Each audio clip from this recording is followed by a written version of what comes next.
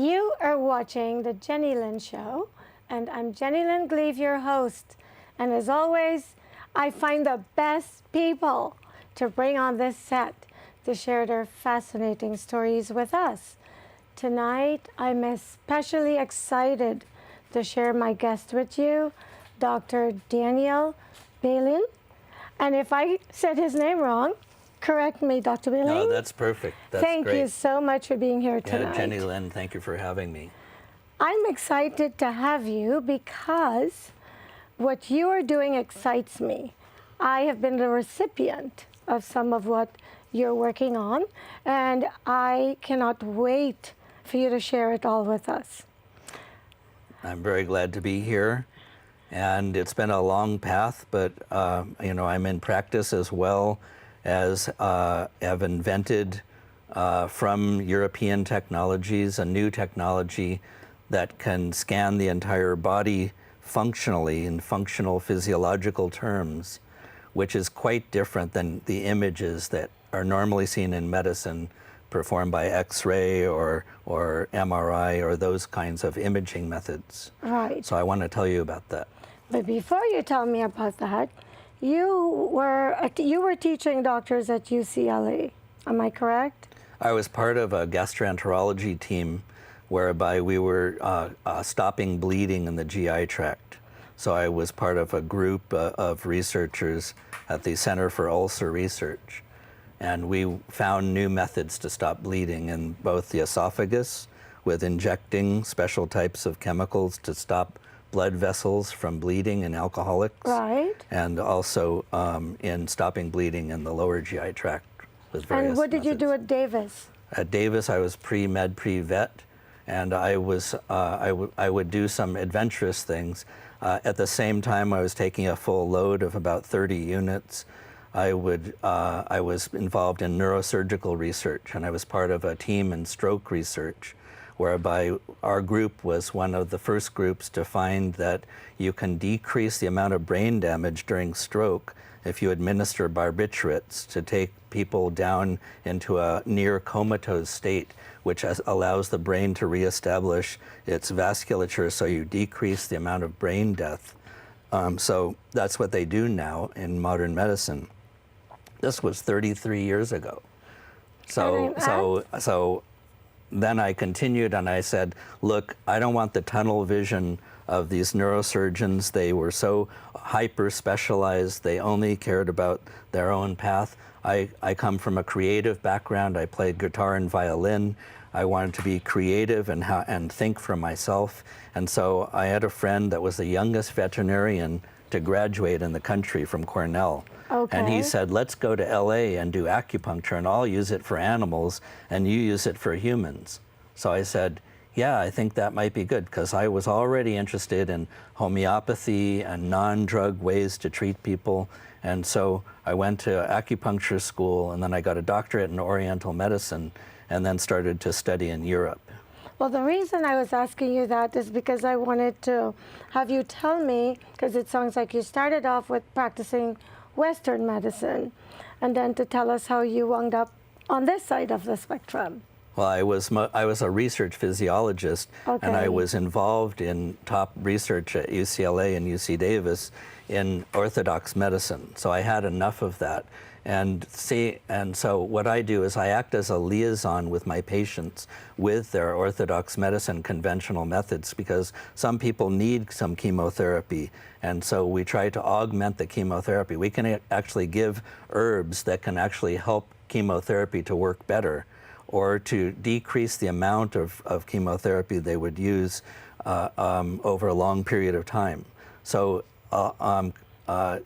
functional medicine or herbal medicine has a pharmacology to it, it has a science to it. Okay. It's not just this traditional thing that we accept from the past. Right. They've been studied, they've been tested. There's just as many, if not more, studies on herbal medicines than there are in drug medicine. And these are things that have never hurt anybody. So there's an added advantage, because we can get an FDA approval of a new drug, and 2 years later, the studies were done wrong. It was hurting people, and then creating more problems. Well, yeah, because back in the day, in the 18th century, those are some of the same herbs they used, right? Well, take 5,000 years of Chinese medicine and Ayurvedic medicine. So if we can, I think the new hospital of the future and the new funding of new hospitals should closely involve non-drug treatments of chronic disease. Acute disease, yes, we need drug medicine. We need surgery, of course. We need all of our modern methods, but you don't throw the baby out with the bathwater and throw away the natural things that won't hurt anybody if there's a way to help people. It's like the discovery now of probiotics, how important the gut is to the brain, how important the gut is to our whole health system. That's something that we knew 30 years ago in Orthodox medicine. When I was a physiologist at the Center for Ulcer Research at UCLA, we had specialists come in and talk about the brain-gut axis 30 years ago. Just now, they redo the research. It's the funniest thing. Have you ever looked on the internet or looked at papers that say something that you knew 20 years ago or 10 years ago? Absolutely. So it's like they have to rediscover something over and over because I don't know, it has to do with drug companies wanting to grab a piece of it or something like that. I don't know what it is, but for some reason we shouldn't be competitive. We should be within the system. We should handle chronic patients that aren't getting answers from continued antibiotics, which now they discovered, oh, maybe it's not a good idea to continue people for more than a month on an antibiotic. And that's something that we knew 20 years ago. We knew there was mutations. We knew there was bacteria that could change in its structure and change in its form. And we say, from where I come from, which is the European way of looking at things, you treat the terrain of the body because that's what makes people vulnerable. You treat the vulnerabilities of people. Mm-hmm. Of course, you have to focus on a particular infection. Maybe you use an antibiotic for 10 days and that's it. But we also build the environment. And so I use different methods to try to look at what is the environment of a disease. Not that we're treating a cancer. I don't treat a cancer. You treat a person that has had systems that allowed for the cancer. Let the oncologist treat the cancer. So tell me about that. Well, why do people get cancer? Yeah. Why? Okay, so there may be some gene expression. However, that's being overcome by epigenetic research. Okay. They have a whole department at Harvard now in epigenetics, which is the transfer of certain types of methyl groups and certain triggers to genes. In other words, all of us have cancer genes. It's ridiculous to think that we don't. We all have genes that could express cancer. So what causes them to start attacking the body and become your enemy? Exactly. So that's what my interest has been, and that's what the new medicine needs to focus on. So far, we've learned that it has to do with methylation, something called methylation. It has to do with environmental toxins, whether it's heavy metals like mercury, arsenic, cadmium, lead. We know how bad those are for the body. We put some in our teeth. So if you go to a dentist that's a more modern dentist, they don't do that anymore. Okay. They believe that the amalgam of the mercury bonds and makes the person safe from that actual mercury. Okay. However, it slowly leaks into the body. And did you know that if you go to the dentist and he pulls out a mercury filling, that under law, that's regarded as highly toxic waste, and it has to be disposed of in special containment vessels, which means, like, wait a second, how could it be unsafe out of the body and safe in the body? So what do we have in our saliva? Amazing. I mean, what do we have in our saliva? Right. Certain acids and certain enzymes that slowly, and there are even YouTube videos where they can see the mercury vapor coming off when you're just chewing. Are you serious? Yeah, so you can just see what we're inhaling.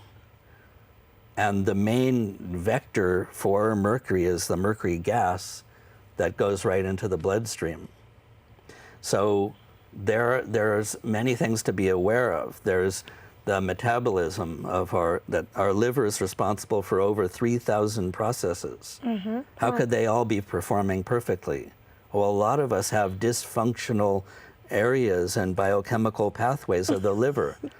So we should all at one time rotate through different herbs that have been known to help the liver, like dandelion, like milk thistle, and the Chinese have very good formulas for the liver.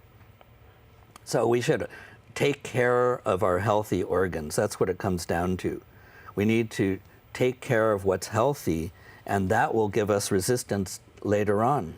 But how are we going to get our doctors, as you call them, orthodox doctors, to buy into this? Because what's going to happen to the pharma industry and all these drugs that, I mean, somebody's going to want to kill me, but what's, I mean... I don't think that the pharma industry has much to worry about, however they think they do, but I think they're always going to be taken care of by, people who need the drugs. If I'm running a blood pressure of 180 over 100, I might need to use something for a while until we figure out the mechanism. The mechanism of hypertension, though, can come from the liver. It can come from the kidneys. And so what I've learned to use is a special method that I want to tell you about. Okay. And this method is a non-invasive, no radiation way that we can see the reflection of your own physiology out on the skin. In other words, our skin is comprised of maps through our nervous system. Really? We have an involuntary nervous system, right? Okay. It's called the autonomic nervous system. Yeah. That's composed of two elements and maybe a third. Sympathetic, which is the activation nervous system, which causes our heart to constrict and to pump, and then the relaxation, which is the parasympathetic. In our society, we're too high strung in the sympathetic nervous system. This has been shown at UCLA. There was a very good study that was done 3 years ago by the Department of Neurology, the Reed Neurological Institute at UCLA, that established the fact that overactivity of the sympathetic nervous system increases chances for metastases of a tumor. If a person has a cancer already, say they have a little cancer, if they're too wound up in their sympathetic nervous system, that predisposes a higher tendency towards spread of that cancer. And they've also discovered that if there's problems in the relaxation response, that can set the body up to produce a cancer. In other words, that epigenetic influences, the influences of all the defects of small organs over time, environmental factors. If we're sleeping under high tension power lines, how many of us turn off our Wi-Fi at night? Do you turn off your Wi-Fi in your house at night? No, but it's far away from my bed. Well, it doesn't matter. Does your computer receive it? Yes. When it's next to you? Yes. So your brain is receiving it, right? Do you want brain radiation every night? I mean, this stuff is serious stuff. People don't know this. So there are studies, and then they say, oh, well, those studies have been, questioned and things. There are some decent studies showing a rise of leukemia in children who are in schools next to high-tension power lines. And some kids sleep with their phones under their pillows. Think about that. The child is just forming the brain. That means that there are cells that are generating. We're all generating brain cells all the time, but it slows down as we get older. If we don't have the right fats, the good fats that feed the brain, then we will not be able to produce as much and to keep the brain healthy. So if you have Wi-Fi running in your house all night, when you're at sleep, you're in your most vulnerable state when you're asleep. So you need to sleep in a safe environment. So the pictures that you have here, because believe it or not, half an hour goes by in a blink when we're doing these shows. I don't want us to run out of time without introducing the pictures that you brought. So what we do is, this is FDA cleared, and we're also invited to do a study at Harvard Radiology. So we're dealing with the top university in the world, Harvard, for the breast imaging research department. Okay. And they are interested in our method because it is not infrared cameras.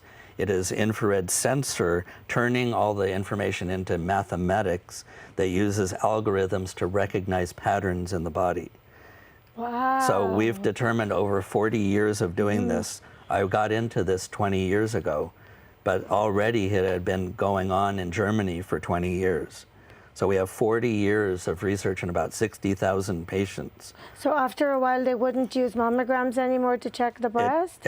You still need some form of image. Now the breast image, the best one is MRI. Okay. So Dr. Laura Esserman, who I know at UC San Francisco, is the queen of breast imaging at MRI. She's a physicist, she's a radiologist, and a surgeon. Okay. So, but we're missing something in medicine. We have imaging. The imaging is fantastic. Mammograms are still useful. This doesn't replace mammograms. Okay. This is another test for your health of tissue, of the physiology.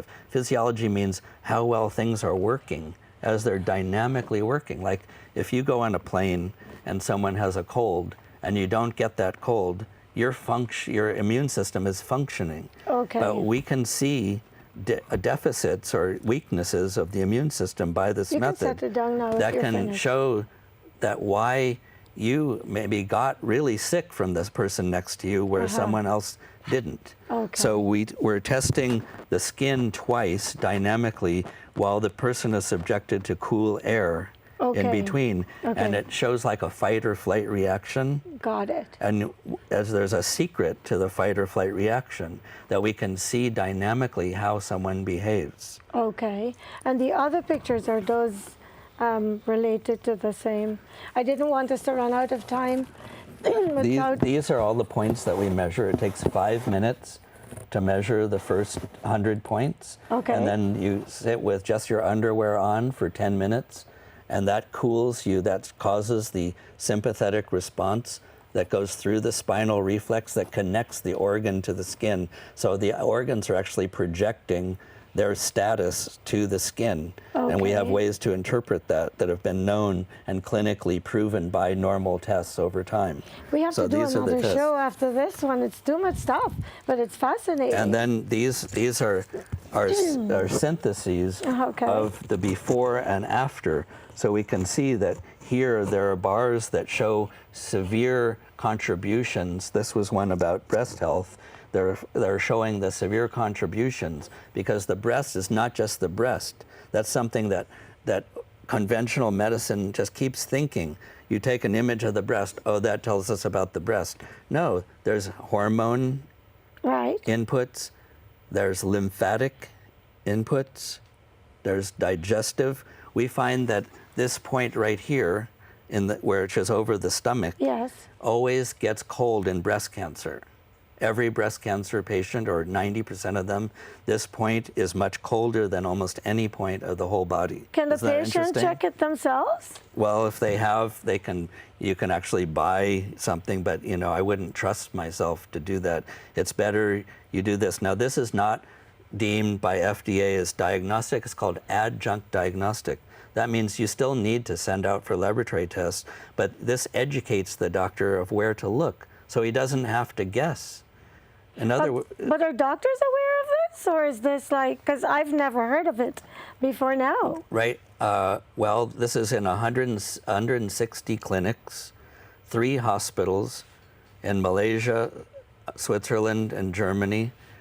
Let's talk America. Soon to be in Thailand and China. So we just showed it to a group in Thailand that's conventional medicine and anti-aging medicine. Yes. And they're going to be buying 3 of these to have in all their clinics. Well, what about here? And here we have 160 small clinics, mostly alternative medicine or functional medicine clinics. But if we're doing the study in Harvard in the next year, and that's going to break through the barrier, and it's going to gain acceptance because we think, if everything is correct, that we have secrets to what goes wrong in breast cancer patients, and we'll know how to gauge that and how to keep the terrain or the environment from producing a cancer.